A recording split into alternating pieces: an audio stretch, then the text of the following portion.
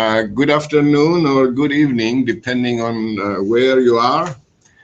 This is Simeonidis speaking. Thank you all for attending this webinar, and thanks also to ASIL for inviting me. You will not be seeing my face today, which is just as well. Instead, you will be seeing this PowerPoint screen, and you will be hearing my voice, and hopefully you will get used to my accent in a few minutes. My topic today is choice of law codifications and conventions in the last 50 years and what we can learn from them. My presentation is based on a recent book of mine, which you see here, and which was published in 2014 and covers the period of 1962 to 2012. But for today's presentation, I added a couple of codifications enacted since 2012, so I'm covering a 54-year period. In terms of legislative activity, this period is not only more productive than any previous 50-year period, but also more productive than all the previous 653 years since the birth of Bartolus in 1313, which, according to most Western authors, marks the beginning of modern private international law or conflicts law. And by the way, I'll be using these two terms interchangeably. One may wonder what accounts for this unprecedented legislative activity. One clear reason is the emergence of new independent states following the decolonization of Africa in the 1960s and parts of Asia, and then later in the 1990s, the fall of communism in Eastern Europe. A second reason must be the momentous upsurge of cross-border activity and mobility, even before the phenomenon that was later called globalization. And finally, a third reason might be the realization that clear and predictable rules facilitate international commerce. If we cannot harmonize our substantive law through substantive law conventions, if we cannot harmonize our conflicts law through choice of law conventions, let us at least articulate our own choice of law rules in clear statutory form so that participants in cross-border activity will be in a better position to anticipate the legal problems they will encounter and to plan accordingly. Whatever the reasons, this dramatic increase in codification activity has definitely answered the old question of whether private international law is indeed susceptible to codification, even if the debate regarding the resultant costs and benefits will continue. What do these codifications tell us about the current state of private international law? In today's presentation, I will try to answer some small aspects of this very broad question. I will begin with a very brief description of this codification movement. I will continue with a brief discussion of how they handle tort and contract conflicts, and then I will discuss the answers that these codifications give to three important dilemmas of the choice of law process.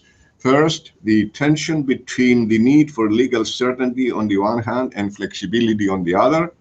Second, the dilemma between so-called conflicts justice and material justice. And third, the question of whether private international law is apolitical private law, as the classical school of Savigny taught, or whether it is, to some extent at least, public and political law, as the American school of thought teaches. Of course, in this short time, I cannot do justice to these questions, and my presentation will sound conclusory. But I hope that if you get the chance to peruse the book, you will find sufficient documentation for my conclusions. Here you see the chronology of this codification movement. You see the years in which these conventions were, codifications were adopted. You see then the EU regulations dealing with choice of law, Hague conventions, and inter-American conventions. A total of 164 instruments.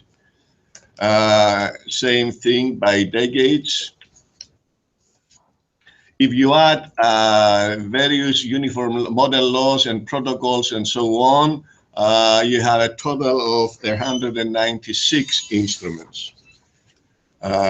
Geographically, this is how the national codifications, this is where they originate. You see most of them in Europe, but also in Asia, Africa, and the Americas. Most of them, of course, are in Europe.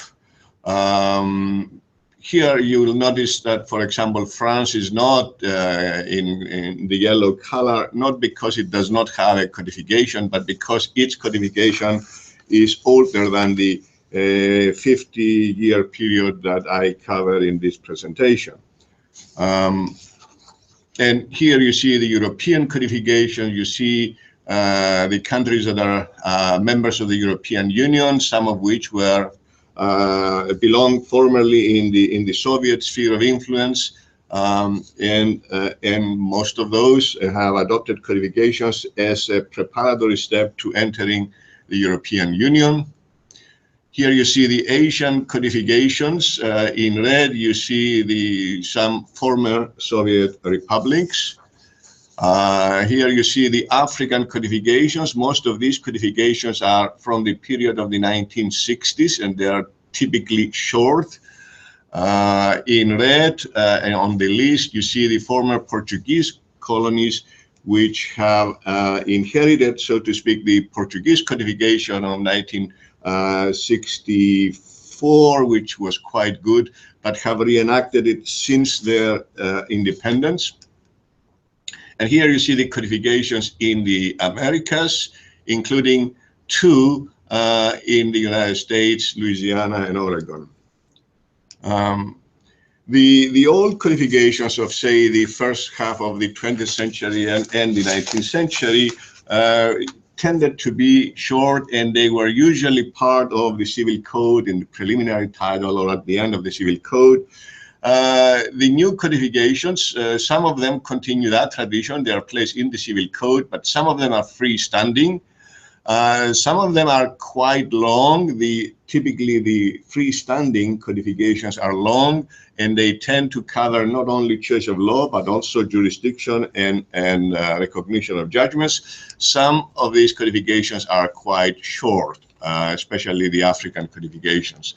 The longest is the Swiss codification with 200 articles, followed by the Serbian draft codification.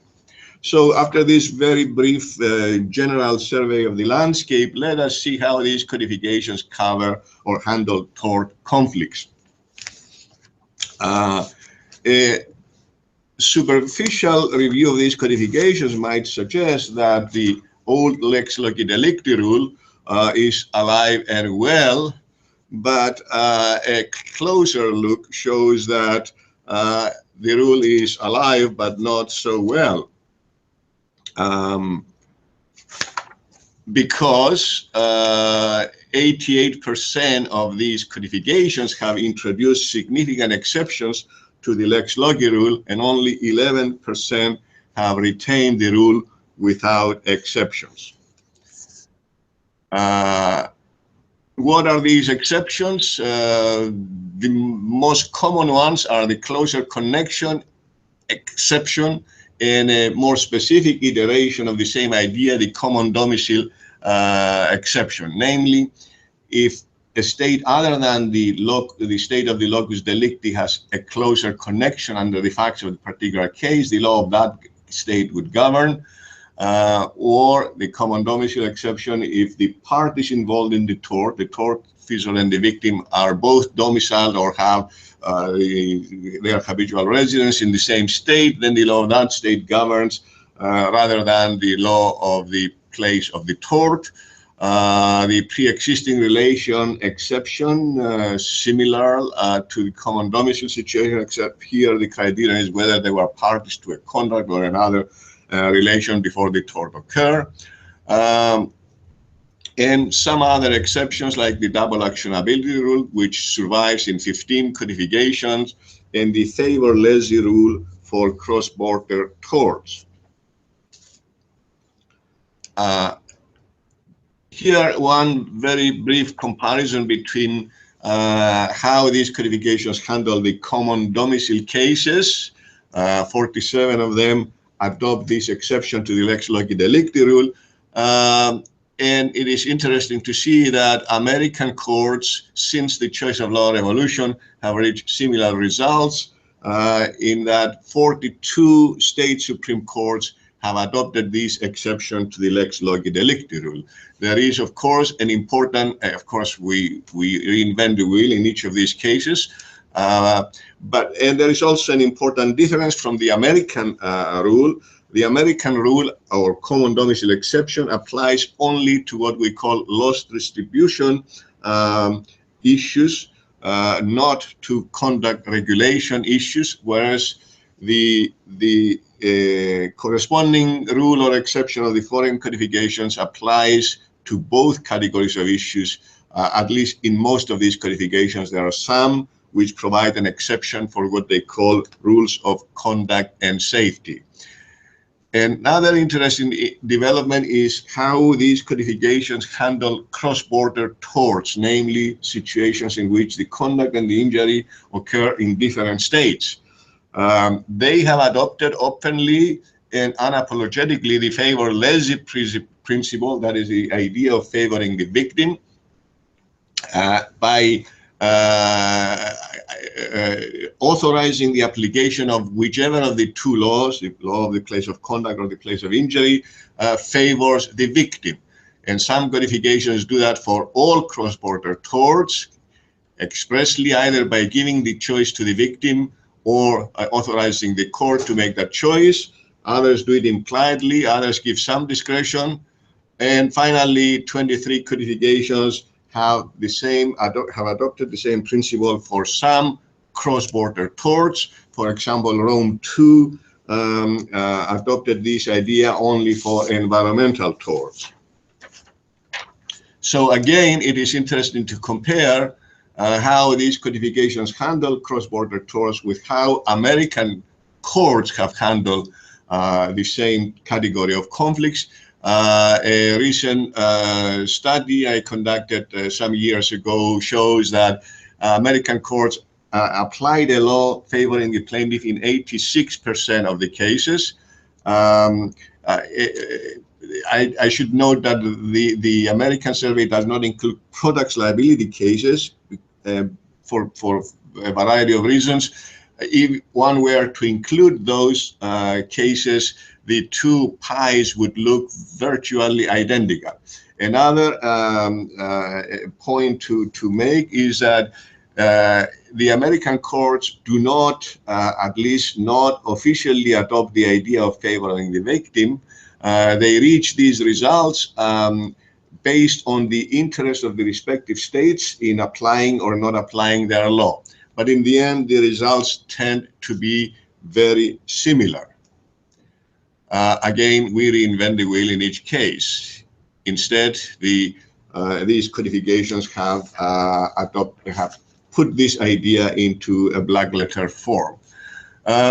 In products liability, we see the same idea of favoring the victim in that all of these countries that you see here have adopted rules that give the victim of a product liability tort the choice from one of these four different laws, whichever favors the victim. Of course, the victim will make that choice.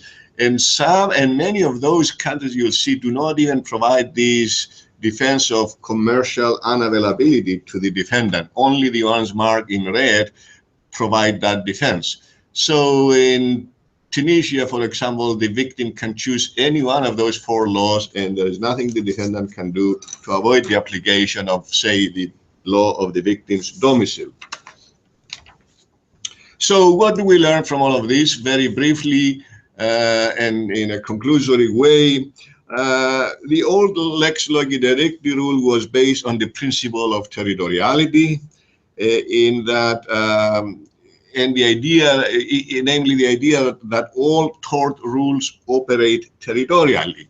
Now, many of the new exceptions to the lex loci delicti rule, such as the common domicile exception or the pre-existing relation exception, suggest that some tort laws do not operate territorially, but instead they figuratively follow the person. And you see that development both in the United States and in the rest of the world. So then what is the lesson? It's not an either or. Some laws operate territorially, for example, the conduct regulating rules, and some tort laws may follow the person, and that is true for loss allocation rules. Moving on to contracts, the most important development of this period is the universal acceptance of the principle of party autonomy, namely the idea that parties should have the freedom to choose in advance the law that will govern the contract. So much so that this idea has been characterized as the most widely accepted conflicts rule of our time, as a fundamental right or as an irresistible principle that belongs to the common core of legal systems. Of course, there are still quite a few differences in how each codification defines the scope of party autonomy. That is, identifying the type of contracts and or the type of issues for which parties should be allowed to choose the applicable law. For example, some codifications exempt completely certain types of contracts, such as consumer contracts, for example, from the scope of party autonomy, or exempt certain issues, such as the issue of capacity to contract. Some codifications allow party autonomy for non-contractual issues, subject to certain safeguards. And of course, the distinction between procedure and substance is always relevant. In principle, the party autonomy does not operate with regard to procedural rules, but of course, what is procedural and what is substantive differs from country to country. One example of that would be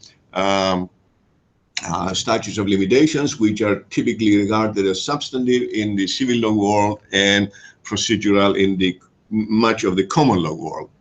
And of course, there are also differences in articulating the substantive and other limitations for policing party autonomy within its defined scope, namely the public policy limitations. There are different terms being used, some of which suggest a very high threshold, others which suggest a relatively liberal or low threshold. And of course, these are differences in the books. One never knows what the words mean until one sees how courts actually apply these limitations. Public policy, overriding mandatory rules, fundamental policy, simple mandatory rules, and so on. And you can compare three models of party autonomy. You can take the traditional, the old systems, which had a very high threshold for the public policy limitation, the old ordre public exception, but did not accept any particular contracts from the scope of party autonomy. You can compare that with the restatement second, which also has one rule for all types of contracts, but a relatively lower threshold of public policy, despite the use of the word fundamental in section 187. And you can compare both of these with Rome 1, which has special limitations and a very low threshold for, say, consumer and employment contracts, but then for all other contracts, Rome 1 has virtually no limitation, except in cases that the contract does not even qualify as an international contract. One important difference between the American position on this subject and the foreign codifications is which states' limitations will provide the public policy limits to party autonomy. The vast majority of foreign codifications apply the limitations of the Lex Flurry, whereas the American position is that it is the limitations of the Lex Causa that should function as policing party autonomy. And here you see why this difference produces quite different outcomes.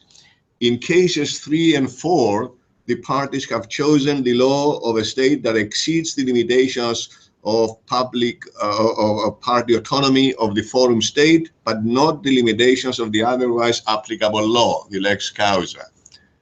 An American court will uphold the choice of law clause in these cases, but under these codifications, the choice of law clause will not be upheld. And that is bad enough, but it gets worse in the next 2 cases. For example, in case 5, the parties, or really one of them, the strong party, have chosen the law of the forum state because it has liberal limits to party autonomy. But this choice evades the public policy of the state whose law would otherwise apply. An American court would uphold the choice of law clause. These codification will not uphold, an American court will not uphold this clause. These codifications will uphold it. And that is a very bad result, especially when the contract contains, in addition to the choice of law clause, a forum selection clause conferring exclusive jurisdictions to the courts of state A.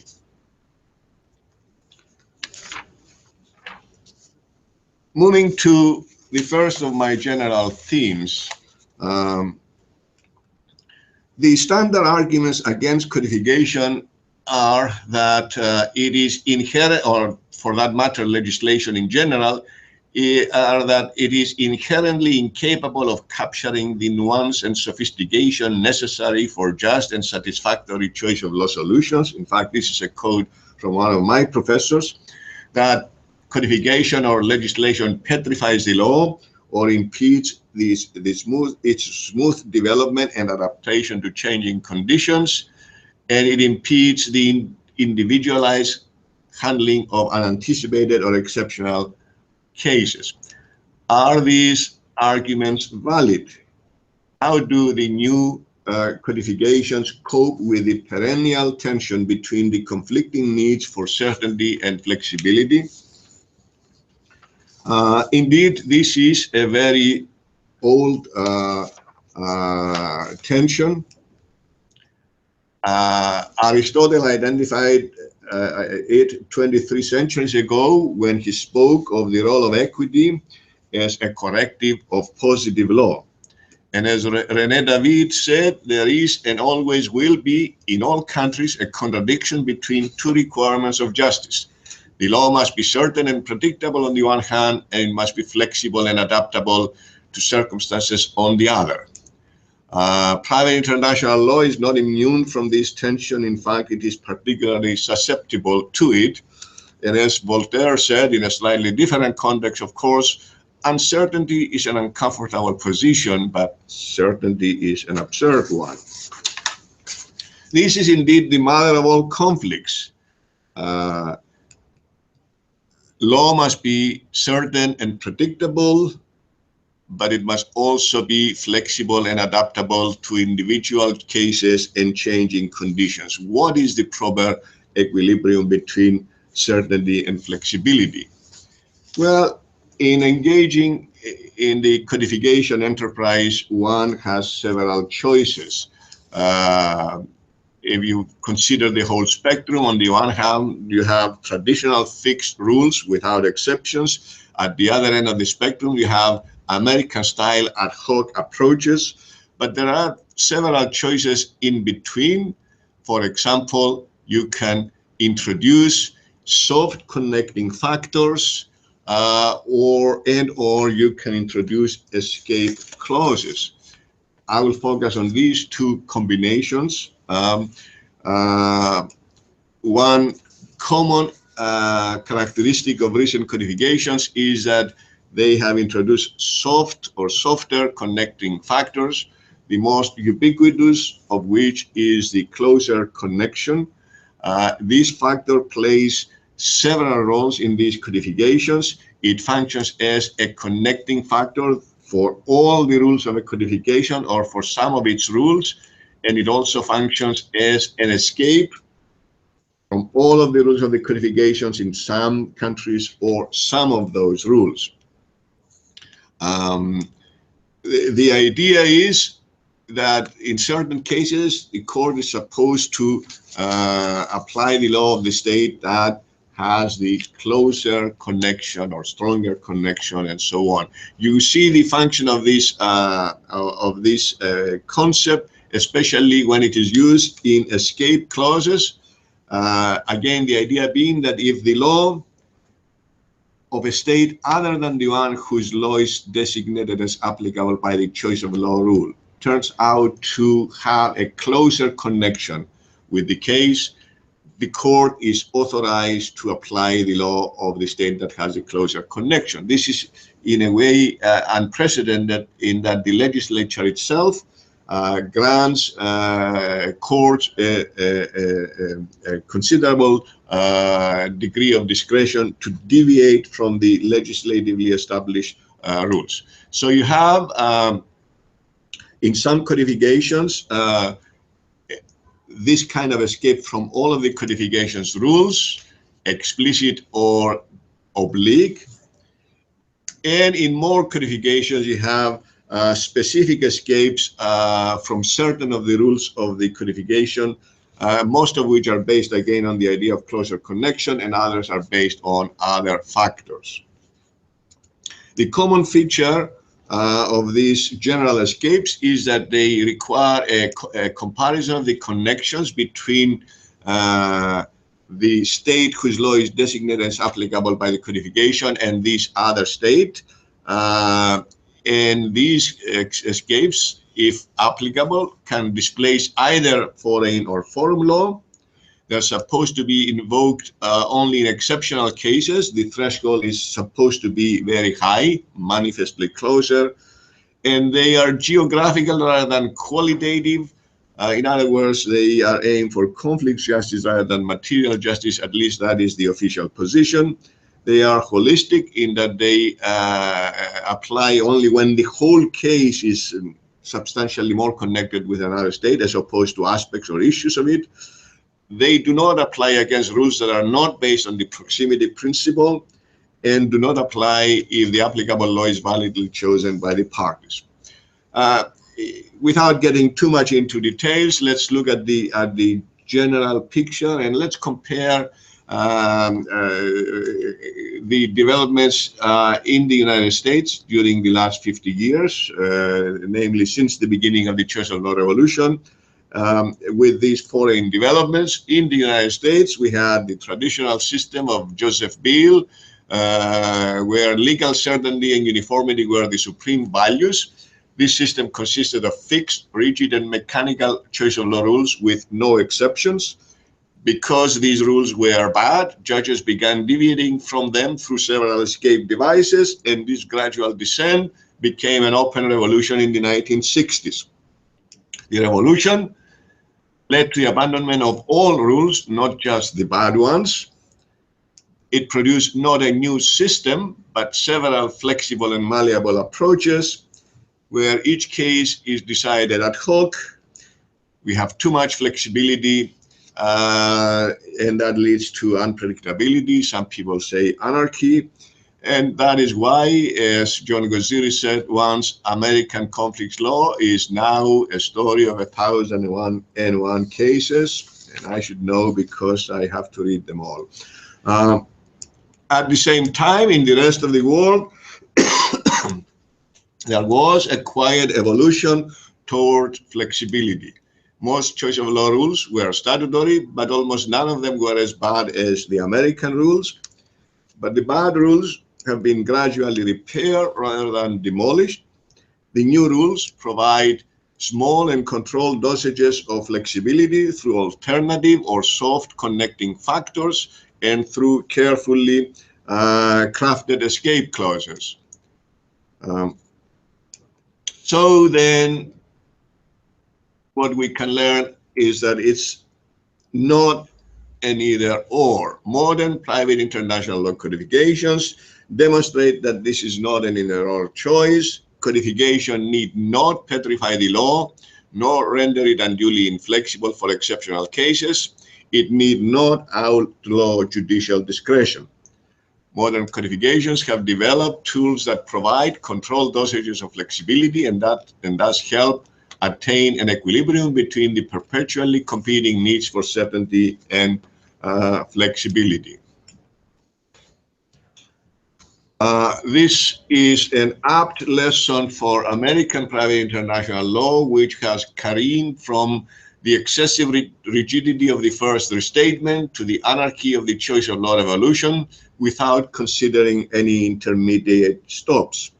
My own criticism is that some of these codifications do not provide enough flexibility, especially because their escape clause are phrased in holistic and geographic terms rather than in terms of issues and policies.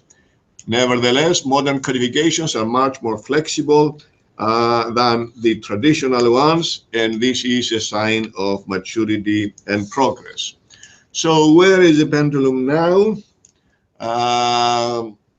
In the United States, we moved from the one extreme to the other, from legal certainty to total, from rigidity to total flexibility. And now, hopefully, we're turning back towards the middle with the drafting of the new restatement, which is underway. But the rest of the world has also moved in the direction of flexibility, though, of course, it did not go as far as the American experience. And now, in the EU, there are, some people think that there is a move back towards rigidity, but that is too big an issue to tackle at this point. I'm moving to my next my next general theme, this tension between conflicts justice and material justice. What is this about?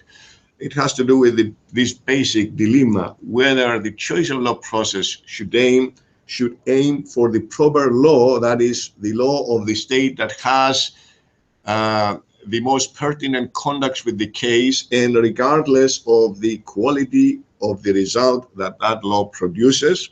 This is the classical view of Savigny and Kegel. It is spatial, geographical, or conflicts justice, or whether the choice of law process should aim directly for the proper result, that is, a result that produces the same quality of justice as the one for which we strive in domestic cases. This is the heretical view of real, material, or substantive justice, which is known in this country primarily from the teachings of Robert Leffler, but is also an older view. You see there Magister Altricus, who in the 12th century took a somewhat similar position. Now, although this view is considered heretical, a careful review of the recent codifications shows that it has made substantial gains in the last 50 years at the expense of the classical conflicts justice view. And you see that in one category of one category of rules that are result selective by giving alternative reference, authorizing the alternative application of several laws, whichever produces the designated substantive result. These acts, these rules may favor a certain act or a certain status. I'll show you examples in a minute. Or they may favor one party by giving that party or the court the choice of the applicable law, or the court to choose whichever law favors that party, usually the weak party. and rules which protect consumers or employees from the consequences of an adverse choice of law. One example, it's an old rule, 1961 Hague Convention on the Form of Testaments. It gives the court 8 potentially different choices. The court is authorized to apply whichever one of these laws would uphold the testament as to form. That convention is in force in 41 countries and 44 other countries. In addition, all states of the United States have similar laws. Some codifications give a narrower choice on the issue of capacity to make a testament.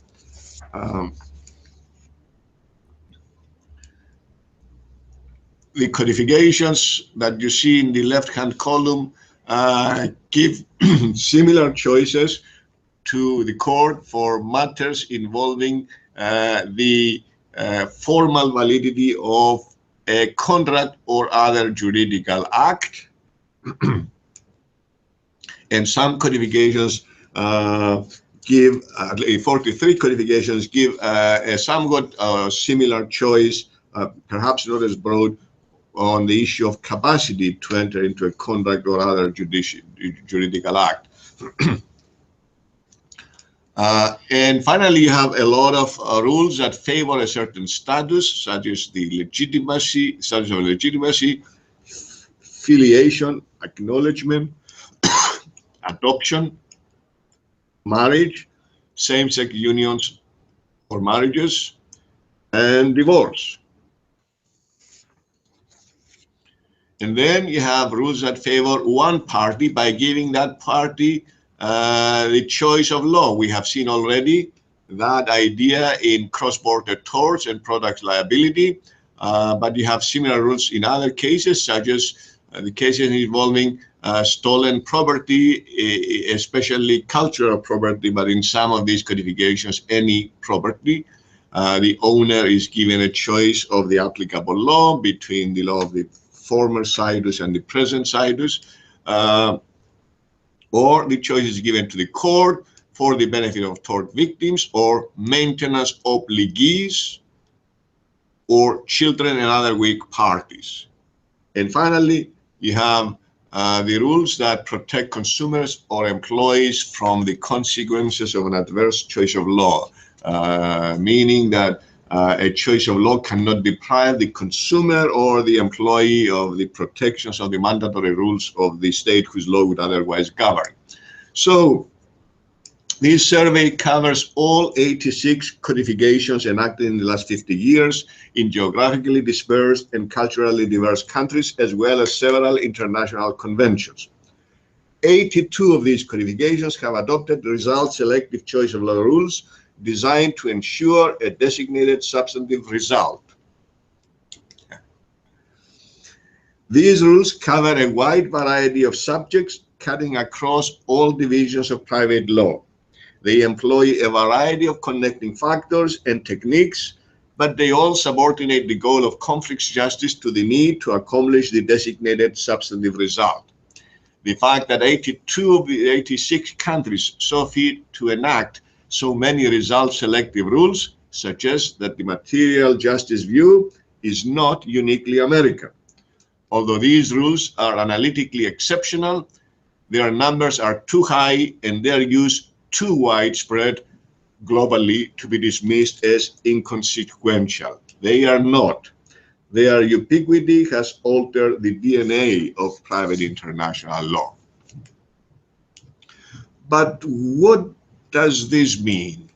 Fritz Junger concluded that the existence of so many result-selective rules contradicts the proposition that our discipline is value-free, demonstrates that teleology can be reduced to statutory form, and strengthens his argument that result-selectivism should be elevated into a controlling choice of law criterion. Junger is right on the first two propositions. Our discipline is not value-free. It is not and should not be indifferent to material justice considerations. And second, contemporary legislatures are perfectly capable of taking cognizance of these values. Even so, however, the existence of these result-selective rules neither signifies nor justifies a wholesale reorientation of private international law towards material justice.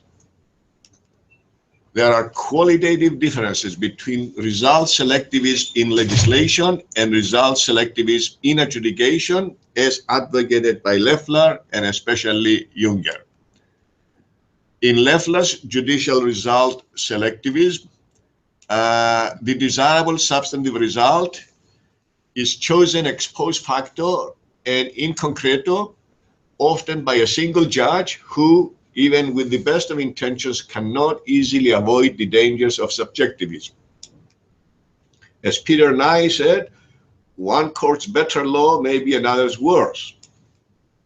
Even within a relatively homogeneous country such as the United States, what is considered just and fair on one side of the Mississippi River is not necessarily considered just and fair on the other side. On the other hand, in legislative result selectivism, the desirable substantive result is identified in advance and in abstracto through the consensus mechanism of democratic legislative processes, and it is the result which the collective will considers desirable and non-controversial. It is not inherently adverse to party expectations. Nevertheless, despite significant differences between private international systems around the world, these systems are far from indifferent to material justice considerations. European authors now acknowledge that substantive values and policies have been translated into connecting factors focusing on the weaker party or into alternative reference rules favoring a specific substantive result. Choice of law rules are no longer dependent on abstract geographical factors alone, nor are they necessarily detached from the values of substantive law and blind as far as the achievement of substantive justice. The classical conception of the choice of law process, statutory or judicial, as a blindfolded, value-neutral exercise is either wrong or outdated. The classical view of conflict justice has accepted the corrective function of material justice in many more instances than 50 years ago, and more frequently than generally believed. Conflict justice may still be the official private international law goal, except when it is not. So, during the last 50 years, we have moved from an era in which material justice was officially unmentionable to an era in which it has become an important and, in some cases, co-equal goal to conflict justice. This move is clearer in the US, but it has also occurred elsewhere. So again, it's not an either-or. Private international law is not indifferent to material justice. It's not an either-or, it is simply a question of when, how, and how much the desideratum of material justice should temper the search for conflict justice. Moving to my last general theme,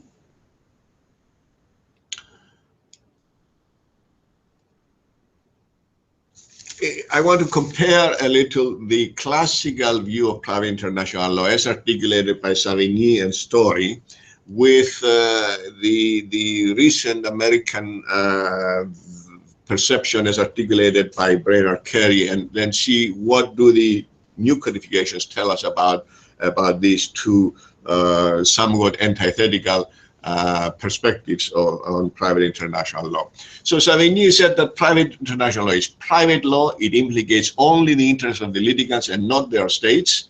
It is international law, not of course in the sense of its sources, but in terms of its aspirations. And although private international law is formulated by national lawmakers, they should act as noble surrogates of an international lawmaker.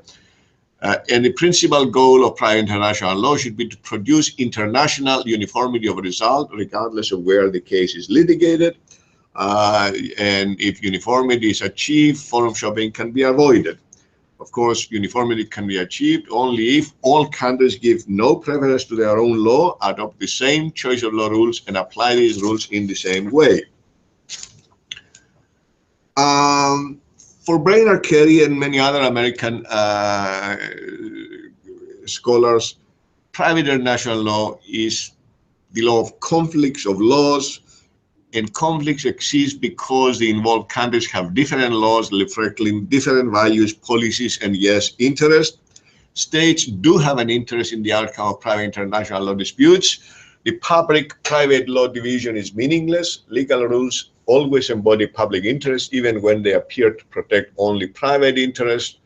In each conflict, each state wants to see its interest vindicated or at least not sacrificed, and those interests must be taken into account in properly resolving private international law disputes. Conflict law is very much national law. International uniformity is illusory. Private international law should focus on other goals, including intrastate uniformity and the protection of national or state interests. Now, American courts have not fully accepted this view, but they were influenced or partly expressed by it. In the rest of the world, this view was considered heretical, but an examination of the recent codifications shows that it is not too heretical. And here is how foreign codifications and foreign legislatures in general protect the interests of the forum state through localized rules, mandatory rules, unilateral choice of law rules, and even bilateral but partial, that is not impartial, choice of law rules. All of these together form a protective perimeter that protects the national interest of the particular country. Some examples: unilateral rules. Many recent codifications contain inward-looking unilateral rules phrased as exceptions from the bilateral rules of those codifications and designed to protect important public interests which drafters seek to insulate from the application of foreign law. Examples in tort conflicts: the double actionability rule, rules limiting the amount of damages in cases that are otherwise governed by foreign law. And of course, these rules protect defendants, but that means primarily defendants domiciled in the forum state because they are likely to be the majority of defendants in that particular jurisdiction. Unilateral common domicile rules or exceptions to the lex loci delicti rule, which provide that when the tortfeasor and the victim are both domiciled in the forum state and are involved in a tort in another state, the law of the forum governs, the common domicile rule, but in the reverse case, forum law also governs because they bring back the lex loci delicti rule. These 9 codifications do. Other examples of unilateral rules: mandating the application of forum law to protect domestic consumers, employees, or insurers, maintenance obligees who have certain connections with the forum state, which guard against foreign laws that are either too restrictive of the right to marry, including between persons of the same sex, or of the right to obtain a divorce, or which validate contracts entered into in the forum state by persons who lack capacity under the otherwise applicable law of their home states. Mandatory rules or rules of immediate application are substantive rules embodying an affirmative public policy of protecting and promoting important public interests and values. These rules must apply to a multi-state case falling within their reach necessarily, mandatorily, and directly, regardless of whether a choice of law rule authorizes their application, and even if a choice of law rule calls for the application of another law. 46 codifications expressly give priority to the forum's mandatory rules, and many other countries do so through the jurisprudence and doctrine. Localizing rules in substantive statutes outside private international law codifications. They mandate the statute's application to cases that have certain conduct with the enacting state. As special laws, these statutes displace the private international law codification, and in states that do not have a codification, these rules preempt judicial choice of law. They have the same operative effect as mandatory rules, except that they mandate their application through explicit language in the statutes themselves. And finally, something that is not as obvious, there are several bilateral rules that are in fact not impartial vis-a-vis foreign and foreign law. An old example, even during the idealistic period of the late 19th century, the debate on whether to use nationality or domicile as a connecting factor for status and succession issues, although phrased in lofty deontological terms, essentially was a pragmatic debate about conflicting national interests of countries with emigrating populations and those with immigrating populations.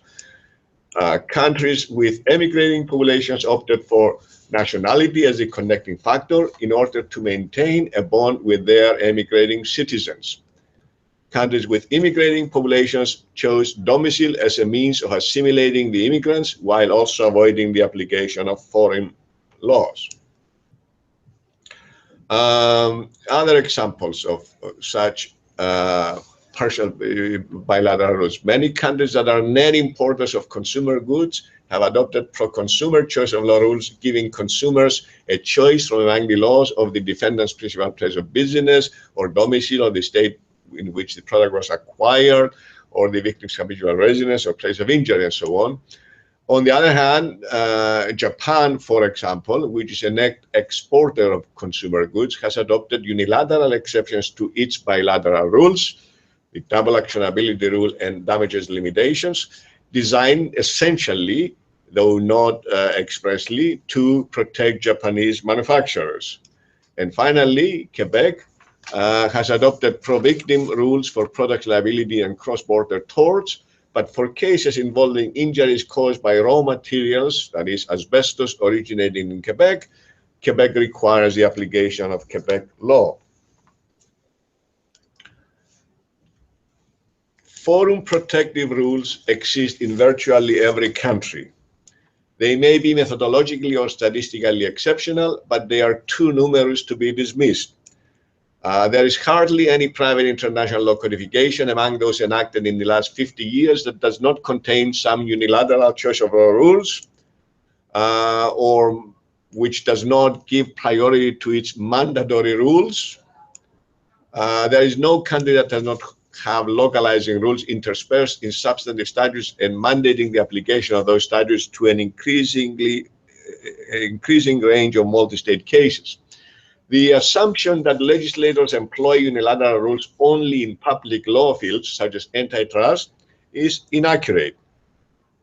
They also employ them in traditional private law fields, including contracts, marriage, divorce, maintenance, property, and successions. Moreover, these rules protect not only economic interests of the enacting state, but also certain strongly held societal values and beliefs. For example, ensuring equality in marriage or facilitating divorce, as some of these rules do, does not protect an economic interest, but promotes that society's sense of equality and freedom to marry. These findings should not be surprising, because unlike academic authors who have the luxury of theorizing about the way the world ought to be, legislators must deal with the world as is. They are obligated to protect the interests and values of the society they represent, and unilateral rules are the most precise tool for doing so. International uniformity remains a lofty private international law goal among academics, but has much less of a following among legislators or judges. Private international law has lost its innocence, if it ever had it. Private international law is no longer as private or apolitical or neutral as Savigny perceived it. His perception was justified by the conditions prevailing during his time, but those conditions barely outlasted the 19th century. If private international law is not private, states cannot be apathetic spectators in complex cases. States are not indifferent to the outcome of multi-state disputes between private persons, as Savigny presumed. But this does not mean that states are as selfish as Brainerd Carey thought them to be. A method such as Carey's version of ethnocentric unilateralism is unnecessarily bellicose potentially unfair to private litigants, and counterproductive in the long run. So this is how we have moved in the United States, but there has been a parallel move in the rest of the world, although it didn't go as far. Getting closer to the end, a general assessment of these new codifications. It's not your grandfather's codification, I would say. Today's codifications are much different than those of the previous generation. They are more comprehensive, complex, flexible, pragmatic, clever, pluralistic, and eclectic, and less idealistic, pure, or innocent. Modern codifications provide certainty through black letter rules, but they also provide several flexibility tools which will ensure adaptation to changing needs and individualized handling of exceptional cases. They continue to aim for complex justice, but they also have made serious targeted concessions to the desideratum of material justice. They continue to engage in state selection rather than direct content-dependent law selection, but they are far from indifferent to what is being selected. They consist primarily of bilateral rules, but they selectively employ unilateral rules whenever important national interests are at stake. They continue to view conflict law as private law, but they also concede that it often implicates important public interests which must take precedence over other values. They continue to subscribe to the principle of equality of forum and foreign law, but they also subtly protect the interest of the forum state in selected areas. In tort and contract conflicts, modern codifications have made significant substantive and methodological advances and have reached results similar to those reached in the United States after the revolution, thus suggesting that progress can be achieved without revolutions. In tort conflicts, the most significant developments are the widespread acceptance of the favor lesi principle, the common party affiliation exception, and the closer connection exception to the lex loci delicti rule. In contract conflicts, party autonomy has become a universally accepted principle, but differences remain with regard to its modalities and limitations. There is a great degree of emulation, borrowing, and transplantation, especially from the sophisticated Western European codifications to Eastern European and Asian codifications. For example, the influence of the Rome Convention is pervasive. However, more often than not, the borrowing is not mechanical or subservient. It is usually accompanied by shrewd adjustments carefully crafted to accommodate the national needs, interests, and values of the borrowing country. There is also a perceptible American influence on many of those codifications. Indeed, the rest of the world has learned a lot from the American conflicts revolution during this period, particularly, but not only, from its excesses. Some of the best American ideas are now embodied in civilian-style rules. This is one of the many reasons for which, in drafting the new restatement, we should pay close attention to foreign codifications without fearing that they are too alien. Even without this reason, basic familiarity with foreign solutions always helps us improve or at least adjust our own solutions. This is particularly true in this field, which after all deals with conflicts between our laws and theirs. So what do we learn about the present state of private international law as compared to Savigny's classical model? In 1964, Gerhard Kegel rejected the contention of some writers that our subject was undergoing a crisis. He concluded that despite sustained attacks, conflict law remained unshaken. Others may conclude that the classical private international law edifice is not only shaken, but ruined. For example, Yuda Cole concluded that conflict law is not dead yet, but it is on its deathbed. As is often the case, some people see the glass as half empty, others see it as half full, and others look at what is in the glass. If private international law is indeed unshaken, it has been stirred and has reshaped itself to the vessel that contains it. It's not on its deathbed, but neither is it blindfolded, methodologically pure, value neutral, or impartial vis-a-vis national interests. Whether these changes amount to progress or regress is a matter on which reasonable minds can differ. For example, idealists would argue that the loss of neutrality and innocence is regrettable. Perhaps so, but it would be even more regrettable if we pretended that it has not occurred.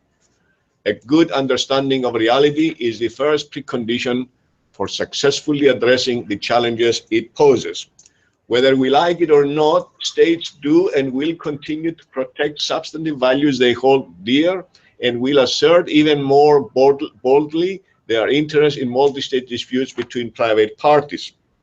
Our discipline, especially the academic segment of it, conserve the interstate and international legal order by recognizing the existence of state interests, determining when they truly conflict, and articulating the principles and developing the mechanisms that will provide a reasonable accommodation between those interests. Similarly, traditionalists may regret the loss of methodological and philosophical purity, while pragmatists may applaud the emerging methodological pluralism. Indeed, the dominant feature of contemporary private international law is pluralism and eclecticism, which is the opposite of purism, of course, which, whether in grammar or in vocabulary or in law, almost always means ignorance. Private international law has tried purism in the first centuries since the birth of Bartolus, and because purism led to recurring impasses, it moved to a pluralism of methods. When pluralism is voluntary rather than forced or accidental, it is called eclecticism.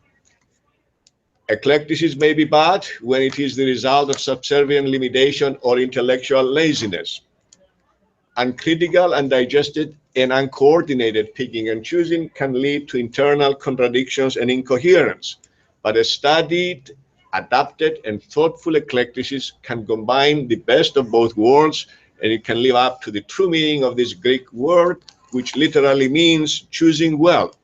For better or worse, contemporary private international law refuses to take the purist route that many academics passionately advocate. It has no qualms about combining ideas that their proponents have posited as polar opposites. Contemporary private international law is pragmatically eclectic. The modern legal mind has come to realize that the complexity of contemporary private international law problems requires a toolbox approach. The more tools, the better, rather than a single tool or method. No single theory or school of thought has all the right solutions to all problems, but each school has something valuable to contribute. And rather than choosing a single school or method wholesale, it is better to draw the best ideas from each and properly combine them into a workable whole. I'm done almost. In conclusion, the classical private international law model developed by Savigny has undergone significant changes, especially in the last 50 years. The codifications of this period vividly illustrate these changes. Whether all of some of those changes have been beneficial or detrimental is a matter on which reasonable people will continue to differ. What is clear, however, is that most of these changes were inevitable simply because today's world is less homogeneous, more mobile, and far more complex and multipolar than Savigny's world. To quote an old Chinese proverb, a wise man adapts himself to circumstances as water shapes itself to the vessel that contains it. In the same way, private international law had to evolve and adapt itself to contemporary realities and needs, and it has. Intelligence is the ability to adapt to changes, said Stephen Hawking. In the final analysis, even if some of the above changes were avoidable, they have occurred. It is unrealistic and unhelpful to teach and think about this subject as if they have not occurred. To conclude on a positive note, 703 years after the birth of Bartolus, private international law is not only alive and well, but also more vibrant, sophisticated, flexible, pragmatic, and richer than ever before. Thank you for listening. I think I'm supposed to. Well, if you're still listening and you have any questions, you can send them to events@acil.org. And then I'll try to answer them online. Thank you again for listening. I'm sorry that I exceeded the time by 5 minutes. Okay.